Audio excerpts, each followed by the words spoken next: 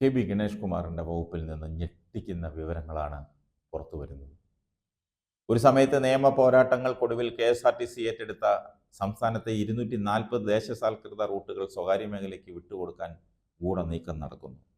ദേശസാൽകൃത റൂട്ടുകളിൽ മതിയായ bus service നടത്തുമെന്ന് KSRTC ഹൈക്കോടതിയിൽ ഉറപ്പ് നൽകിയിരുന്നതാണ് ഇപ്പോൾ തകിടം മറിയുന്നത്. ഇപ്പോൾ പല റൂട്ടുകളിലും KSRTC സർവീസ് നടത്താതെ പിൻവാങ്ങുകയാണ്.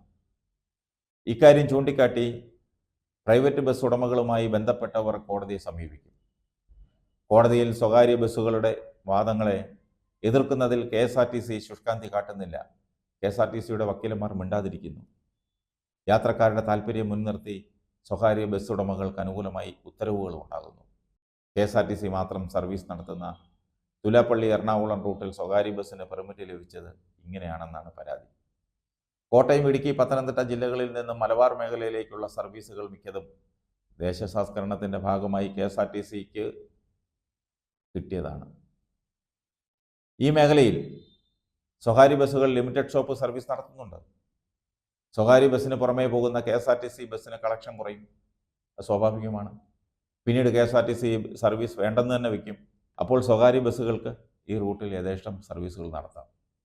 ദീർഘദൂര റൂട്ടുകളിലെല്ലാം സ്വകാര്യ ബസ്സുകൾ സർവീസ് നടത്തി KSRTCയുടെ വരുമാനം തട്ടിയെടുത്തുകൊണ്ടിരുന്നപ്പോഴാണ് 2012 അന്ന് ഗതാഗത മന്ത്രിയായിരുന്ന ആര്യാടൻ മുഹമ്മദിൻ്റെ ഇടപെടലുണ്ടായത്. സൂപ്പർ ക്ലാസ് പെർമിറ്റുകൾ KSRTCക്ക് മാത്രമായി നിജപ്പെടുത്തി സർക്കാർ വിജ്ഞാപനമിറക്കി. സ്വകാര്യ ബസ്സുകളുടെ സൂപ്പർ ക്ലാസ് പെർമിറ്റ് തീരുമ്പോൾ പുതുക്കി നൽകേണ്ടതില്ലെന്നായിരുന്നു തീരുമാനം.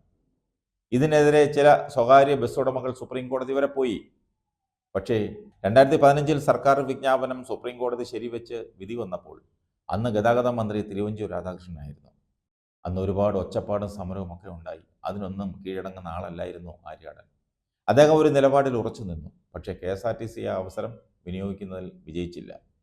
പണ്ടും ഗണേഷ് കുമാർ പ്രൈവറ്റ് ബസ് ഉടമകളോടൊപ്പമായിരുന്നു. ഇപ്പോഴും അങ്ങനെ തന്നെയാണെന്ന് സംശയിക്കേണ്ടിയിരിക്കുന്നു.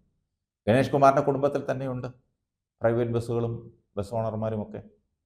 ആരെ മറന്നാലും കുടുംബത്തെ മറക്കാൻ പറ്റുമോ എന്നൊരു ചോദ്യം അന്തരീക്ഷത്തിൽ മുഴങ്ങി കേൾക്കുന്നുണ്ട്.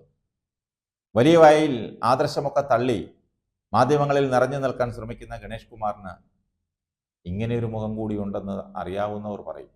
ഇത്രയും നാളില്ലാത്ത പരിഷ്കാരങ്ങൾ വിളമ്പിയപ്പോഴേ പലരും മനസ്സിൽ കുറിച്ചതാ എന്തോ വലുത് വരാൻ കിടക്കുന്നുവെന്ന്.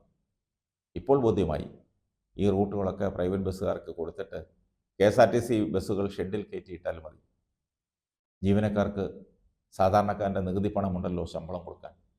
ഇതിനാ പറയുന്നേ കാട്ടിലെ തടി തേവരുടെ ആന വലിയടാ വലിയ.